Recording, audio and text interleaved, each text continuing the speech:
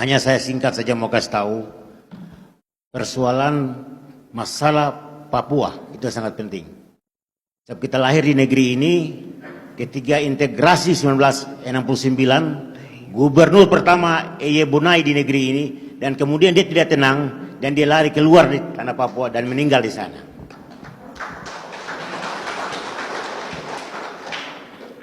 Kemudian Gubernur Frans Kaisepo, dia meresmikan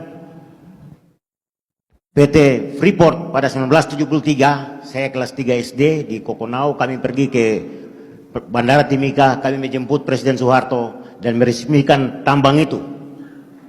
Tambang itu menjadi masalah bahwa Papua ini kaya dan akan menjadi masalah terus.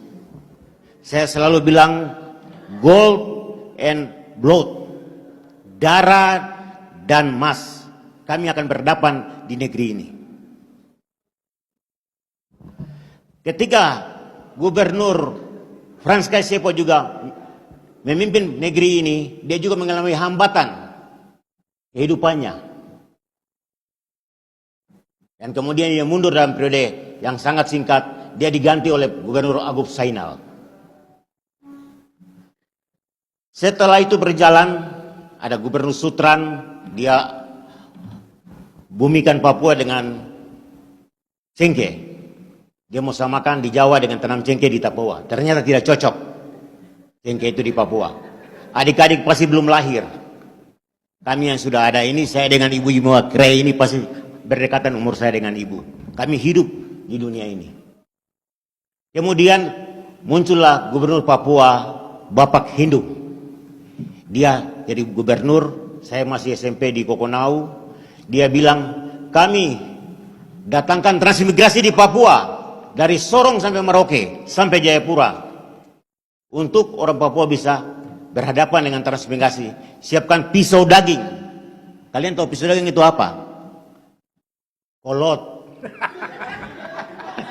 Untuk bisa asimilasi dengan orang Jawa, lahirkan Mujair, muka Jawa Irian. Ini tantangan karena dia rasa takut dalam kehidupannya. Bapak kita dia rasa takut, dia orang fakta. Dia rasa takut. Akhirnya dia pilih ke sana. Ini terjadi di Papua. Tahun 1979 Silas Papare, ketika Gubernur Jawa itu Bu Siri mau diganti, Silas Papare dicalonkan untuk maju Gubernur Papua. Tapi dia diundang satu restoran di Jakarta, dia dikasih racun, berapa jam kemudian dia meninggal. Bukti fakta ada di keluarganya. Yang berikut Gubernur Yap Salosa. Yap Salosa mengundang saya ketemu di Gedung Negara. Saya pakai motor ojek naik ke Gedung Negara ketemu Pak Yap Salosa. Saya dengan Dr. Beni Giai. Dibilang sama saya, alo hati-hati ngomong di media. Kebetulan saya Direktur Elsam, Wakil Direktur Elsam, saya selalu ngomong soal pelanggaran HAM di Papua. Hati-hati adik kalau. Saya juga hati-hati memimpin negeri Papua ini. Ternyata 3 bulan kemudian Gubernur kita Yap Salosa meninggal. Berarti dia hidup dalam suasana akuarium. Orang Papua menjadi gubernur selalu dalam akuarium, dipantau oleh segala macam kepentingan.